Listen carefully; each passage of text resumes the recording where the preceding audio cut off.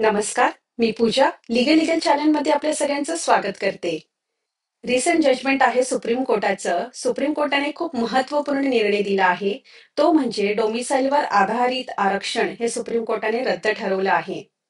व पदव्युत्तर वैद्यकीय अभ्यासक्रमासाठी लागणारं जे डोमिसाईलवर आधारित आरक्षण आहे, ते सुप्रीम कोर्टाने रद्द ठरवताना सांगितलं की ते घटनाबाह्य आहे आणि ते घटनेच्या कलम 14चं उल्लंघन करणारं आहे. आता घटनेचं कलम 14 म्हणजेच आर्टिकल 14 काय सांगतं? Right to equality and equal protection of law. तर ह्याचं उल्लंघन करणारं जे आहे, हा नियम जो आहे तो सुप्रीम कोर्टाने रद्दबातल ठरवला आहे.